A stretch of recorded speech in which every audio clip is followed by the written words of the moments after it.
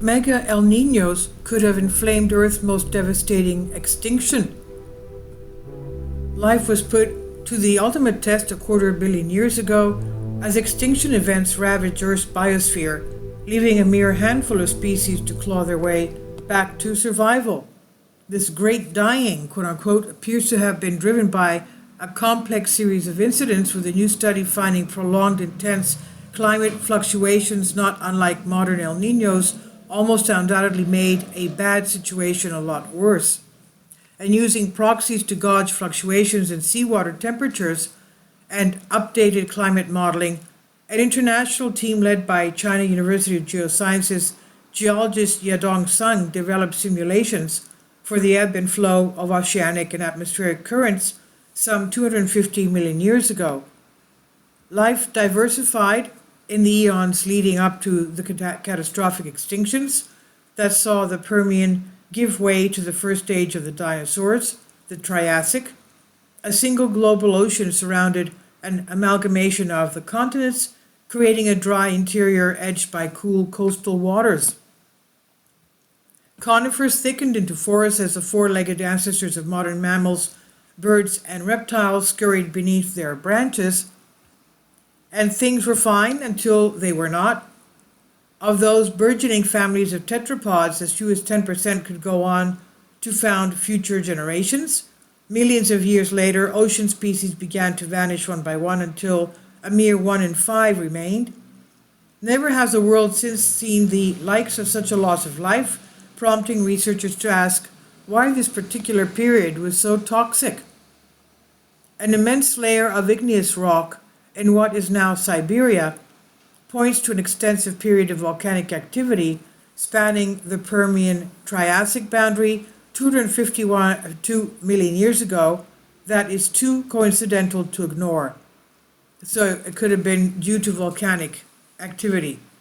Piecing together their bits of evidence, the team suspects a variety of knock-on effects from constant eruptions, stripping ozone, and dumping more than enough carbon dioxide to warm the atmosphere, while microbial blooms flooded the oceans with oxygen before sucking it back out again. As cataclysmic as it sounds, the biosphere has faced this kind of devastation without coming close to such losses.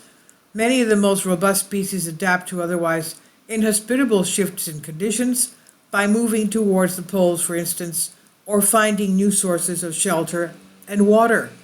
What has not been considered previously is the impact of large, short-term fluctuations in temperature and precipitation. Even today, wild swings in weather driving floods and droughts and heat waves and cold snaps are responsible for widespread ecological losses. Analyzing ratios of oxygen isotopes in the fossilized teeth of ancient marine life, the researchers estimated a timeline of temperature changes that implied some serious weakening of atmospheric air currents when considering the broader climate systems. Today, similar zonal shifts in sea surface temperatures engage in a feedback cycle with what's known as the Walker circulation.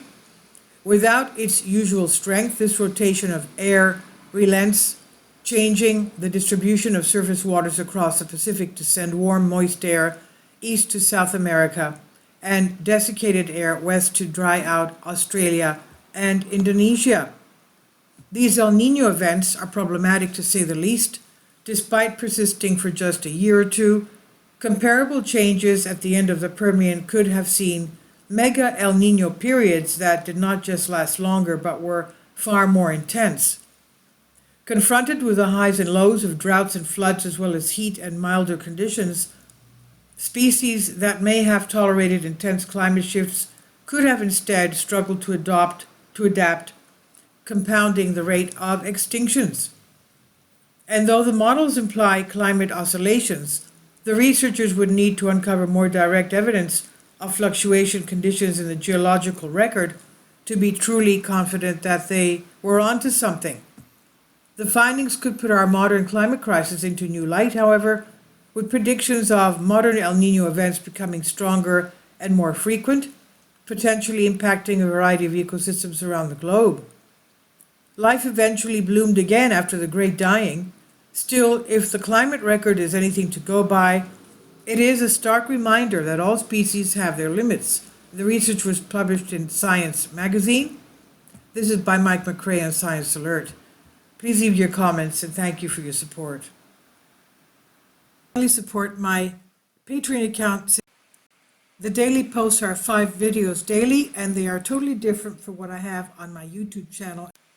Thank you so much for your support and that you find all my content so interesting. You'll find the Patreon account details in the description box below.